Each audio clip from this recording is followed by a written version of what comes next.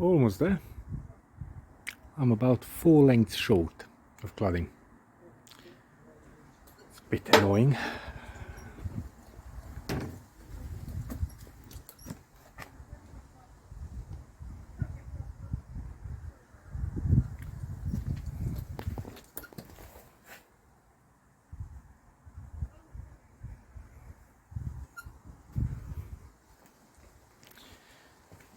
But it's not the end of the day. I'll get extra 4 lengths Monday. For now I can fit some doors and windows. Now, because I'm a cheapskate and trying to do this on a budget for my daughter, I got second-hand set of French doors that used to open inwards, but I want them to open outward now. So what I'll have to do, see these wee holes here, I'll have to seal them up and drill new ones on the front here, and then put seal this way. The windows should be fine. That window I'll take out and fit here, so that will be okay. And the door for here is completely wrong. My daughter got it on Facebook Marketplace and opens completely wrong way around. Opens in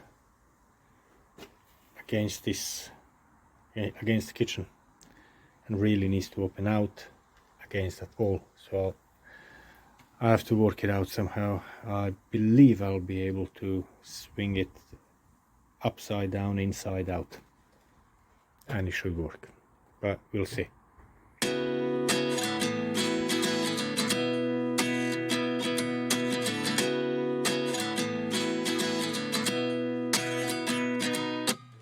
At 29 and I find myself wondering what did happen to the last 10. I ran away with my life, fast forward, never turn back again.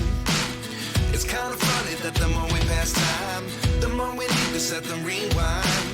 And 19 was the year I had to leave you, but now I'm seeing all the signs. Is this really happening? I can't believe it's true. I'm just as surprised as you. Now, before I fully install the French doors and the windows, it's getting a bit cramped on the other side, so I'm going to take this window out that I'm going to need to install onto the kitchen porch. So to deglaze one of these UPVC windows that are beaded on the inside, you need like a scraper. You have to push it in between the frame and the bead, and then just keep prising it until it pops out. See, I'm using a chisel as well, just to hold it there until I get more of the bead off. Some beads pop out easier, some beads pop out harder. So these, the bottom and top goes all the way into the end, so they're the ones that have been fitted first, and then they fit the side ones, so you remove it that same way around. So you remove the side ones. Now this one here, because it's so close to reveal, I haven't got much room to play, so it's a bit trickier.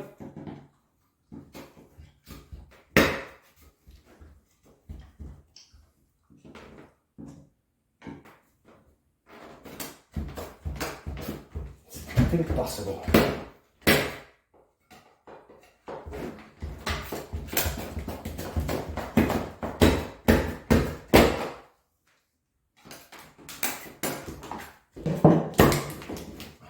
There you go. Always leave the top bead for last, because that is what's holding the glass from falling in. Because if I remove the top one now, and then whilst I'm fiddling with the bottom one, bath can just accidentally fall onto me.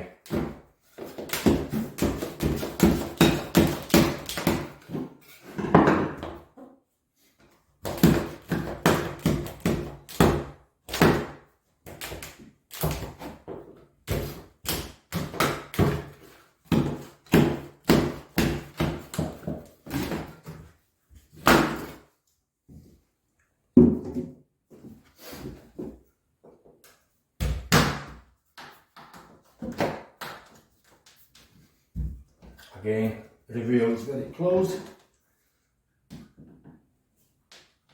It will help chisel.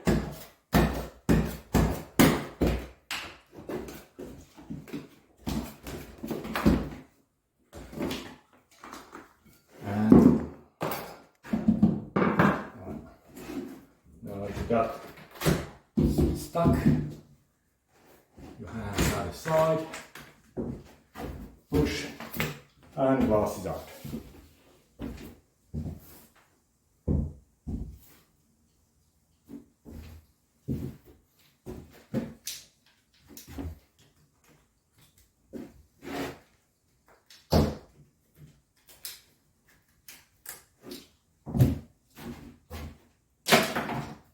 going to do the same with opening window.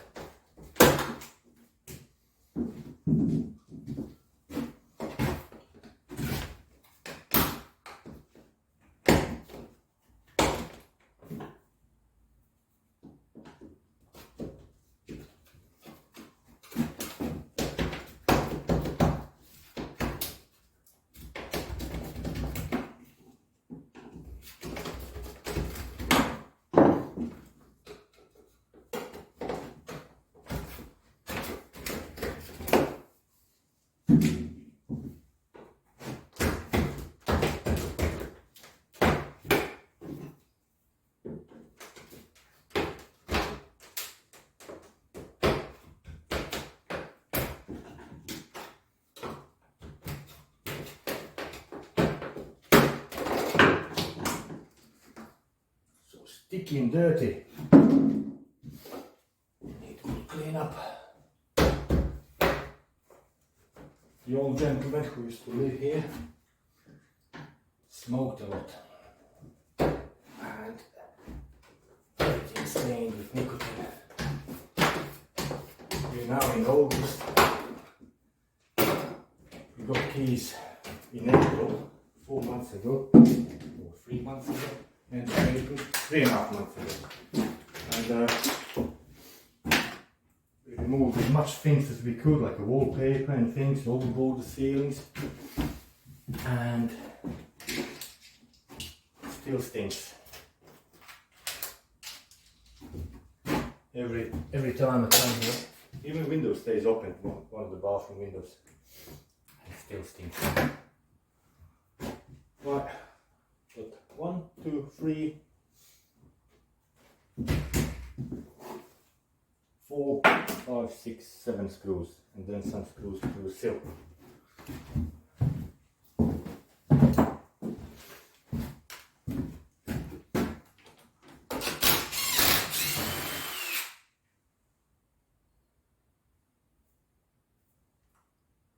Right, screw is wet.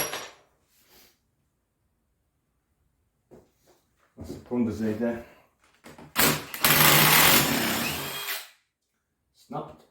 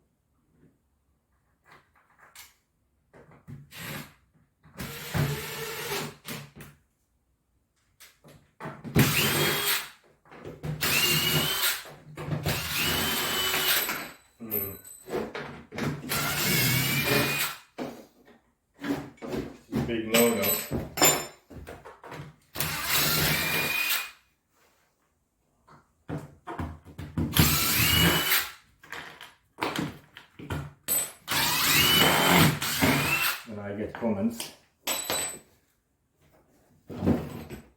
about professionally installed windows. What's right, what's wrong.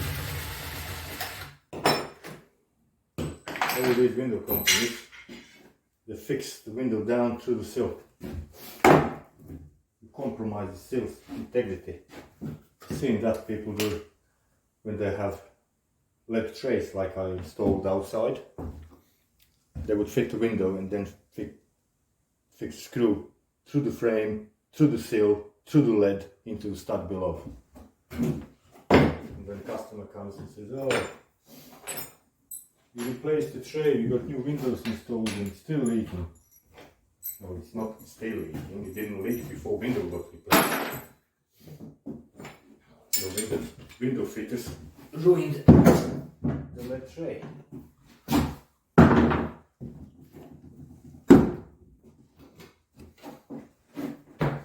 And that's all, most of the times, fancy registered companies.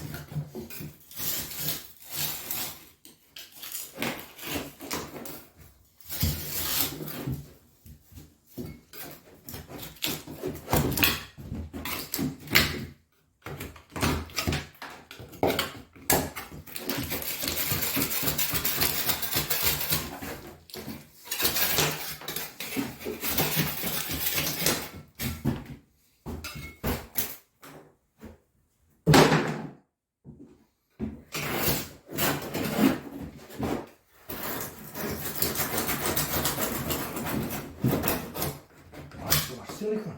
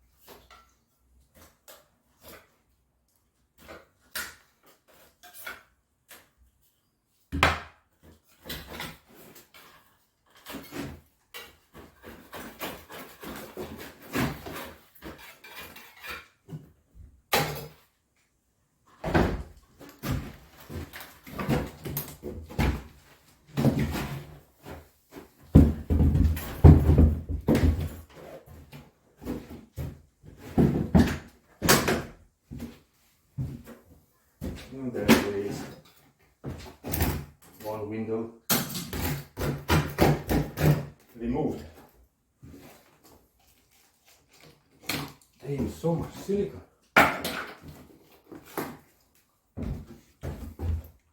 Look at that. Oh well. Now I got a bit more air there to work. Gonna finish installing them doors and the windows.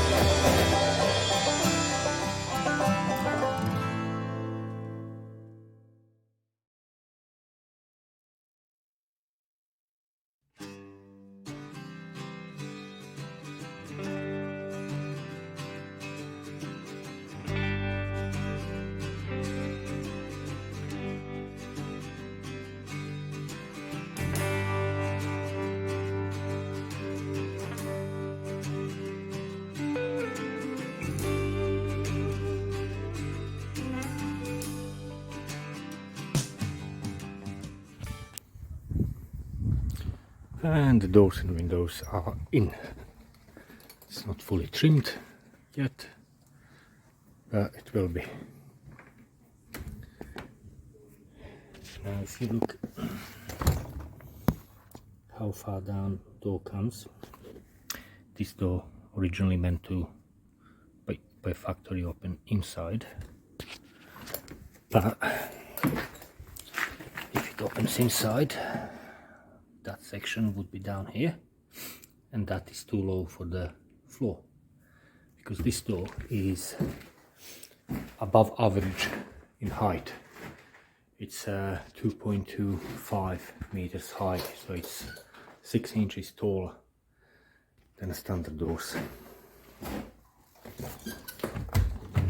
But that is what I had, so I had to work with it, and that's one of the main reasons I swapped the door inside out, so it opens outwards. And actually it's probably better to open out, gives more room inside.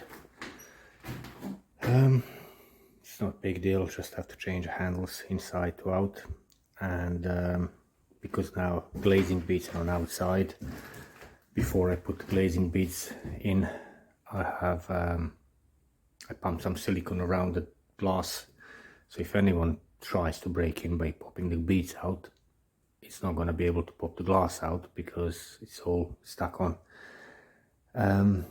Another thing I had to do is just adjust the drainage channels on the door and on the bottom of the frame, so it actually throws the water towards the front out rather than back in. And that was pretty much easy to square up.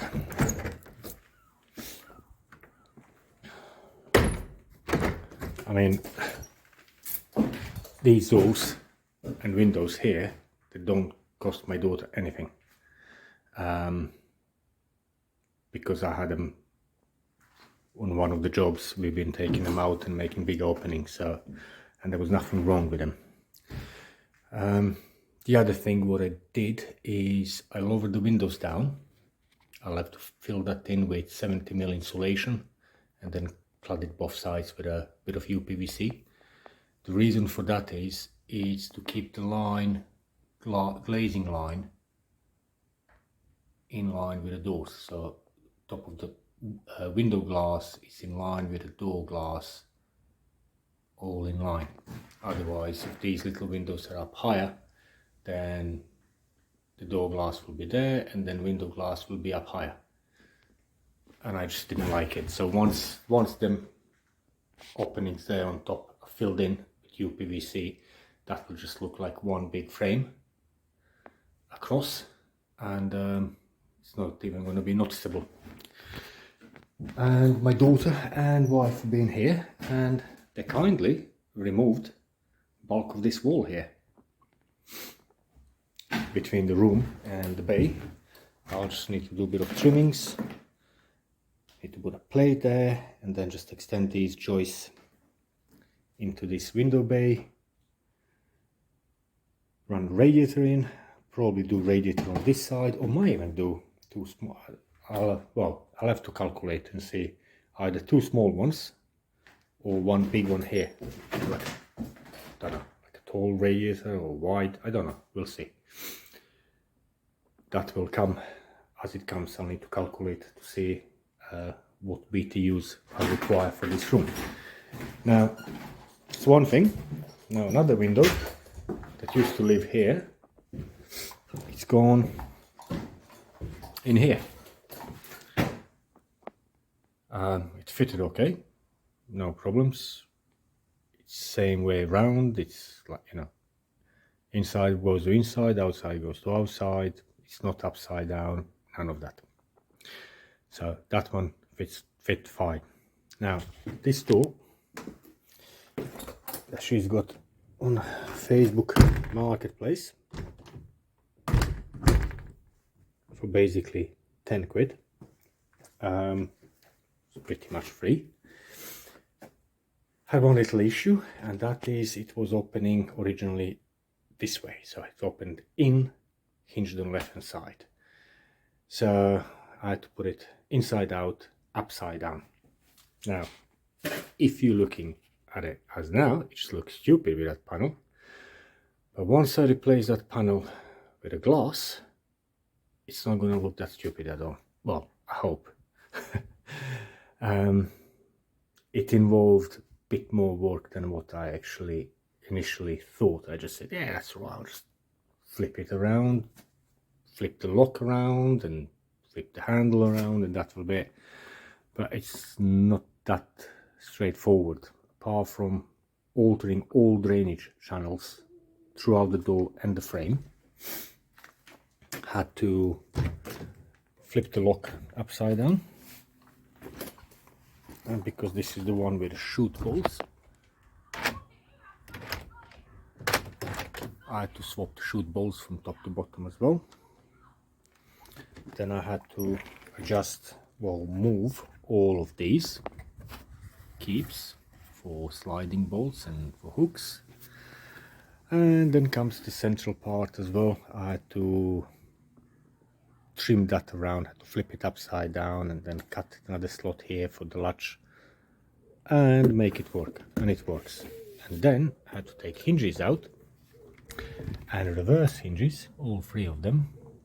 So the adjusting pin is on the top, so I can actually raise the door up and adjust the height of the door. And then by flipping the lock upside down, I ended up with a couple of holes above the handle, so I had to block them up with a bit of flat UPVC inside and outside. Now it is a bit of unorthodox way of doing door.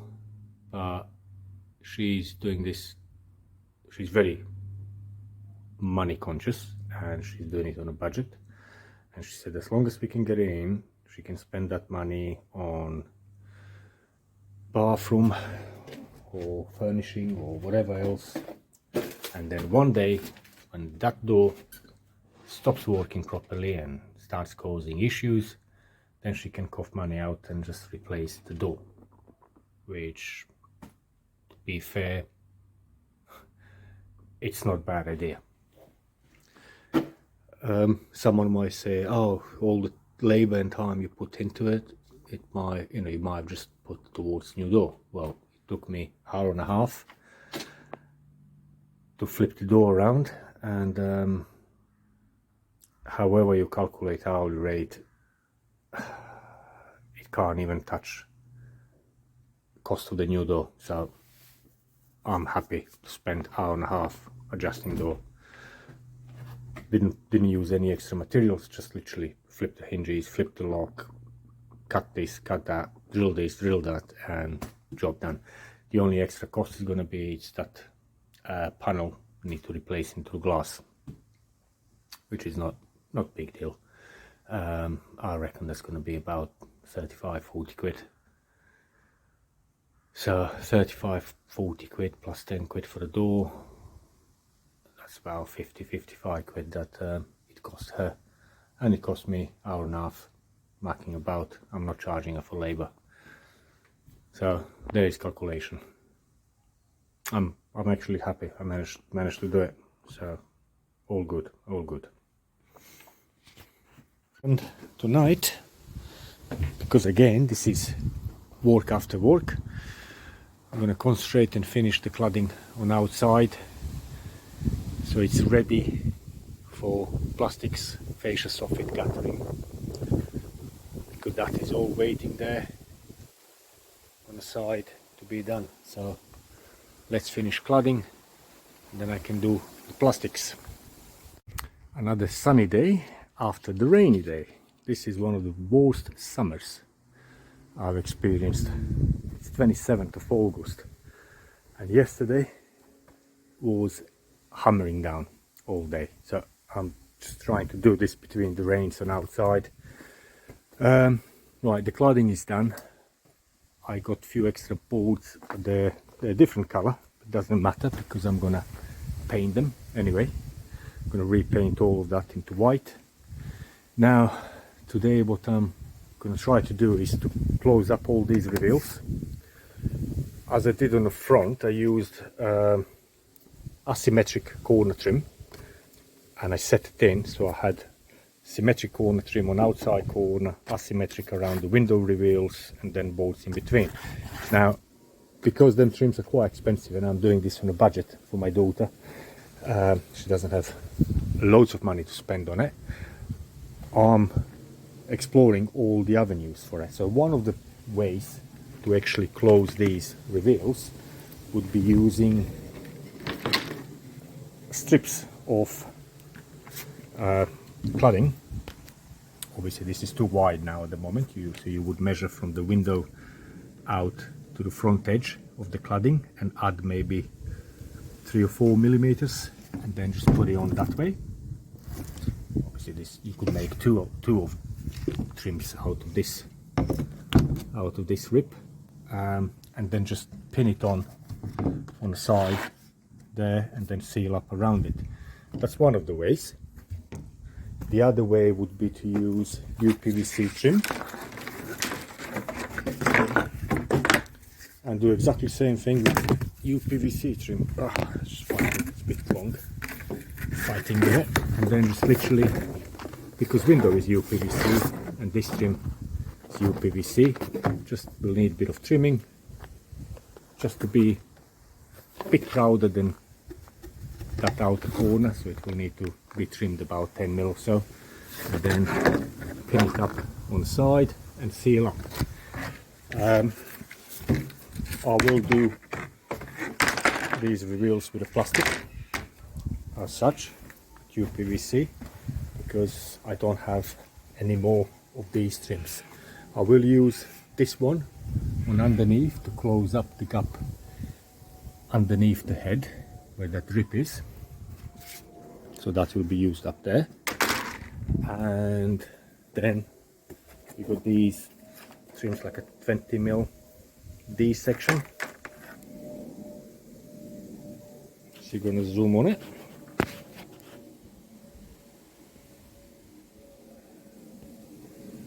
Like that, and just trimming that and gluing, sticking on the joints between door and a window will give us this kind of the edge. So we have this like a joining strip between door and the window. Up on the top there where window is lower down, I lowered the window down so I can have a glass in the same level between door and the window. I can fit one of these flat trims on outside, and then got 70 mil, which is same thickness as the window, of insulation to go into that void above the window, and then plastic on the inside as well. So it will all get closed up. Flat plastic here on the side, flat here, another flat UPVC on this side. That will be closed in, and then we can get on with our soffit. I already started with one starter trim for the soffit, that's a U channel, and it's just been trimmed around, as you can see there, around the corner trim, and just pinned on. So another piece will go that way. I don't have any timber supports there, I'll have to put something like a little bits of button or something to support the trim. It doesn't have to be nothing too substantial, because it's very lightweight soffit, and then we can slide our soffit boards all the way in, all the way around. And yeah, that is the plan for today, and hopefully I will manage to do all of that if weather holds back and we don't get any rain. It's really horrible summer. It's just rain constantly comes on and off, on and off. I'm still waiting for glass panel for that door there. As if you remember earlier, we mentioned that that door has been put upside down with a purpose. In a purpose, yeah. And here are all these trims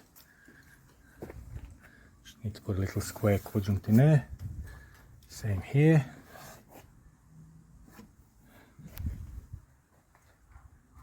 That's done. And now just putting little blocks like that one there, that one there, then bits of pattern there, like that one, that one, that one.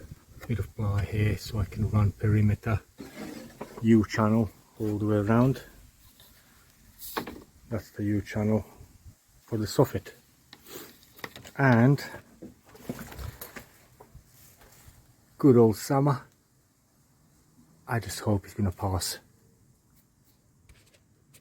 I absolutely hate it. I can't believe it's 27th of August. It's just every day, every single day there's rain.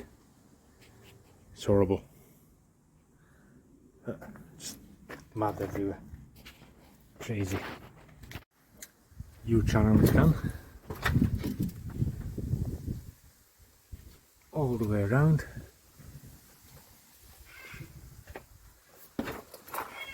Now I can start slotting our tongue and groove bolt into it. This is soffit now getting on. Always prefer to use hollow core TNG, and then you just cut it crossways, slot it into universal channel, and then the front face you can put a pin in a groove every now and again, or actually fascia as well will hold that up as well when you pin the fascia tight to it, so it'll be held up the fascia as well. It's just simple cutting, measuring and cutting little pieces and just slotting them in all the way around. All the soffits are done. Now I'm going to put a fascia board on. I'll start from this end and work that way. I have preset the pins in on every 2 foot apart. They are A4 stainless with white polytop heads.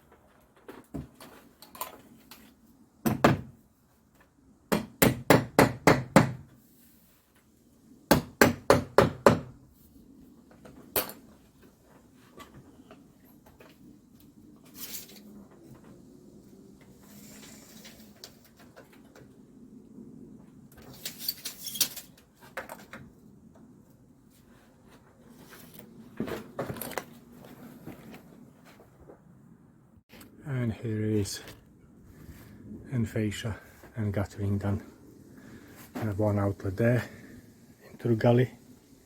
It's just underneath the dirt. Missing corners. The one supplied a cream in color. Didn't see it in the box. I actually need white. So fascia corners are missing. So this is all done now up to this point here. And tomorrow I'm going to take this downpipe out, make some kind of union with a neighbor's old guttering with new outlet there, and then just complete this side. I don't want to do it now. It's getting late. And then once that is done, Gonna make a good clean up here. Good clean up, shut her out for the path and get it ready and concrete the path around. We're gonna have a concrete path, same as that, to go around this kitchen porch bit up to this corner, and then from this point onwards we're gonna have decking. It's gonna be nice little decking coming out of the bedroom from them French doors. Sit in the morning or in the evening or whatever, and rest there. It's gonna be grass.